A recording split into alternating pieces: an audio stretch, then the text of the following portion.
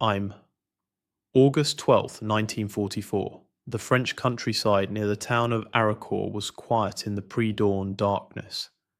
German tank commander Hauptmann Klaus Meyer sat in the turret of his Panther tank, scanning the horizon through his periscope. His unit, part of the 5th Panzer Army, had been ordered to push west and stop the American advance. Meyer was confident he had reason to be. The Panther was one of the finest tanks ever built. Its 75mm gun could destroy any Allied tank at range. Its sloped armor was nearly impenetrable from the front. His crew was experienced, having fought on the Eastern Front against Soviet armor. They knew their business. What Meyer didn't know, what his entire command didn't know, was that they were about to encounter something that would shatter their confidence and change German tank tactics for the remainder of the war. They were about to meet the M18 Hellcat. The M18 Hellcat was not a tank, it was a tank destroyer, and that distinction was crucial. American doctrine had separated the roles of tanks and tank destroyers. Tanks were meant to support infantry and exploit breakthroughs. Tank destroyers were meant to kill enemy tanks. The M18 was designed with a single purpose in mind: find enemy armor, destroy it, and disappear before the enemy could respond. The Hellcat was revolutionary in its design philosophy. Where the Panther emphasized armor and firepower at the expense of mobility, the Hellcat did the opposite. It had thin armor, barely enough to stop small arms fire. But it was fast, incredibly fast. The M18 could reach speeds of 55 miles per hour on roads, making it the fastest tracked armored vehicle of World War II. It could accelerate, maneuver, and retreat faster than any German tank could hope to match. The Hellcat mounted a 76mm gun, the same gun that was being installed on later model Sherman tanks. This gun, when firing standard armor-piercing ammunition, could penetrate Panther armor at certain angles and ranges. When firing HVAP rounds, the tungsten cord ammunition that had proven so effective, the 76mm gun could penetrate Panther armor from the front at ranges that German tankers had believed were safe. But the real advantage of the Hellcat was not its gun or its armor or even its speed individually. The real advantage was how American tank destroyer doctrine used those characteristics together. Hellcat crews were trained to use terrain. They were trained to find positions where they could observe likely German approach routes. They were trained to wait, and when German armor appeared, they were trained to fire, hit, and immediately relocate before German tanks could respond. On that August morning near Aricourt, Meyer's Panther column was advancing across open ground toward what intelligence had reported was a weakly defended American position. Meyer's column consisted of 12 Panthers, a formidable force that should have been able to overwhelm any American opposition. The Panthers moved in a standard tactical formation, with lead tanks scanning for threats and the main body following. The first indication that something was wrong came at 0642 hours. The lead Panther, commanded by Lieutenant Hoffman, exploded. The entire turret was blown off the hull, landing 15 meters away. The Panther had been hit from the side, from a concealed position in a tree line 800 meters away. Before Meyer could process what had happened, before he could identify where the shot had come from, a second Panther exploded. Then a third. Meyer ordered his remaining Panthers to pivot toward the tree line, to bring their guns to bear on whatever was attacking them. But by the time the Panthers had turned, the American tank destroyers were already moving.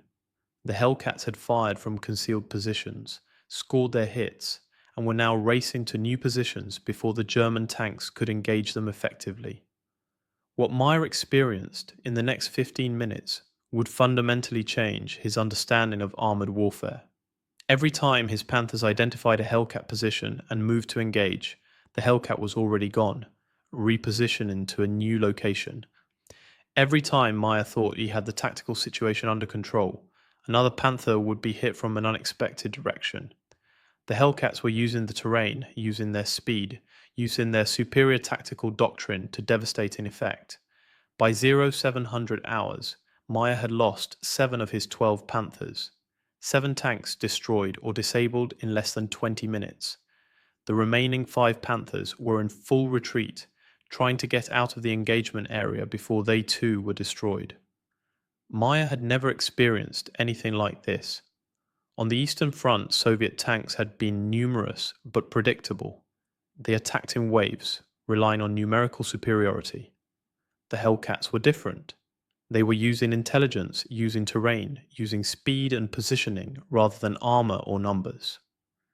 After the engagement, after Meyer and his surviving crews had retreated to a rally point several kilometers away, the tank commanders gathered to discuss what had happened. The confusion was evident. Some crews reported seeing American tanks moving at speeds that seemed impossible. Other crews reported being hit from positions they had already cleared. The consensus was that the Americans had somehow developed a new type of fast tank, something that violated all German assumptions about American armor. German intelligence officers, when they heard the reports, were initially skeptical. Fast tanks were theoretically possible, but the engineering trade-offs were well understood. You couldn't have armor and speed. You couldn't have firepower and mobility. The laws of physics and engineering didn't allow it, but the reports kept coming in. Engagement after engagement, German Panthers were being destroyed by American vehicles that moved faster than any tank should move. It took several weeks before German intelligence correctly identified what they were facing. The M18 Hellcat was not a tank. It was a tank destroyer. It had minimal armor. It was vulnerable to German fire. But it never stayed in one place long enough to be hit.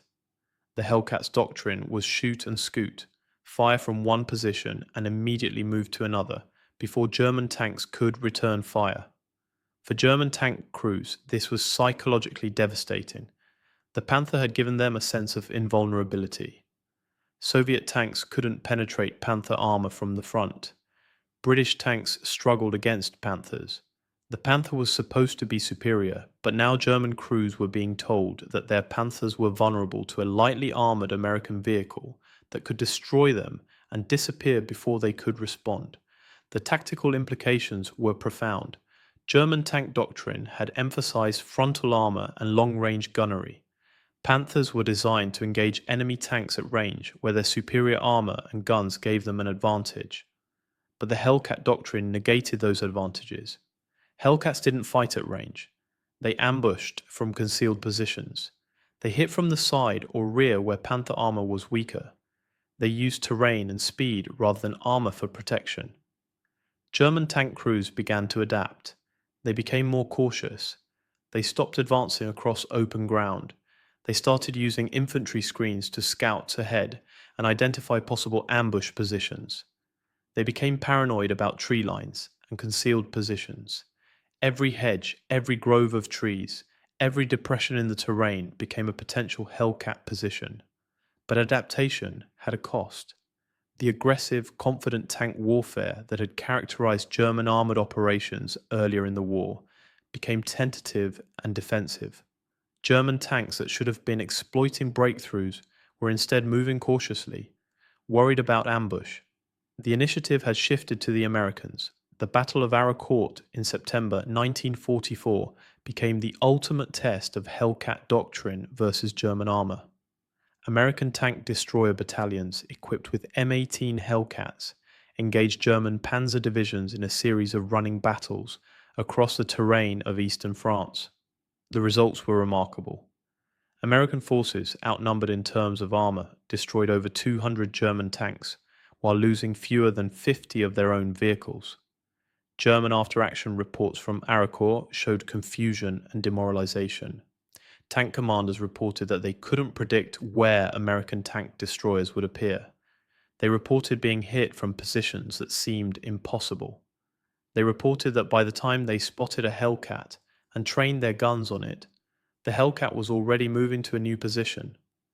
One German tank commander, captured after his Panther was disabled, was interviewed by American intelligence officers.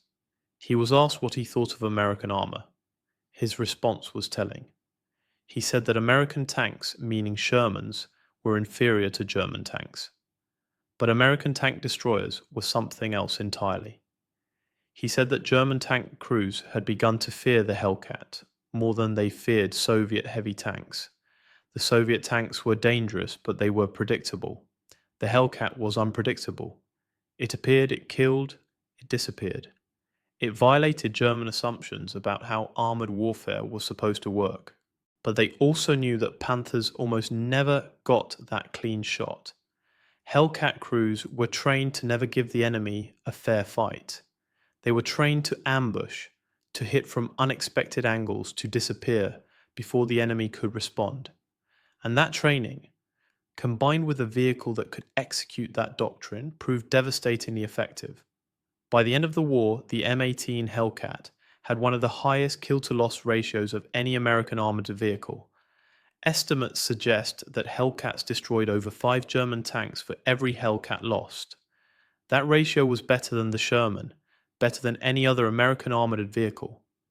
It proved that the American tank destroyer doctrine, which many military theorists had questioned, was fundamentally sound when executed with the right vehicle and the right tactics. The story of the Hellcat is not just a story about a vehicle. It is a story about doctrine and tactics. It is a story about understanding that warfare is not just about building the biggest gun or the thickest armor. Sometimes warfare is about speed and intelligence and the willingness to fight in ways that violate the enemy's expectations. The Germans had built the Panther assuming that armored warfare would be about frontal engagements at range. The Americans built the Hellcat assuming that armored warfare would be about ambush and maneuver. The Americans were right. German tank crews who survived encounters with Hellcats carried those memories for the rest of their lives. They remembered the frustration of seeing their Panthers destroyed by vehicles they couldn't catch. They remembered the fear of advancing across terrain knowing that a Hellcat might be waiting in any tree line or behind any hedge. They remembered the moment when they realized that their technological superiority was not enough. And many of them, in interviews conducted decades after the war, admitted that the Hellcat was a weapon they feared most. Not because it was invincible, but because it was unpredictable. And in warfare, unpredictability is often more dangerous than raw power. The Hellcat had done what superior armor and superior numbers had failed to do. It had made German tank crews afraid. It had taken the most advanced tank Germany had produced and forced it to fight defensively. It had proven that sometimes speed and tactical doctrine were more important than armor and firepower. American tank destroyer crews, for their part, understood what they had accomplished. They knew that their vehicles were vulnerable. They knew that if a Panther got a clean shot at a Hellcat, the Hellcat would be destroyed. The psychological impact on German tank crews cannot be overstated. For years, German armor had dominated European battlefields. German tanks had been qualitatively superior to Allied tanks. German tank crews had been confident in their vehicles and their training. But the Hellcat changed that calculation. Suddenly, German tanks were vulnerable. Suddenly, the armor that had protected them on the Eastern Front was not enough. Suddenly, the long-range gunnery that had given them an advantage was irrelevant because the enemy wouldn't fight at long range. By late 1944, German tank commanders were issuing tactical guidance that would have been unthinkable earlier in the war. They advised tank crews to avoid areas where American tank destroyers might be positioned. They advised extreme caution when advancing across open ground. They advised moving only with extensive infantry and artillery support. In other words, they advised tactics that negated the mobility and offensive capability that made tanks valuable in the first place.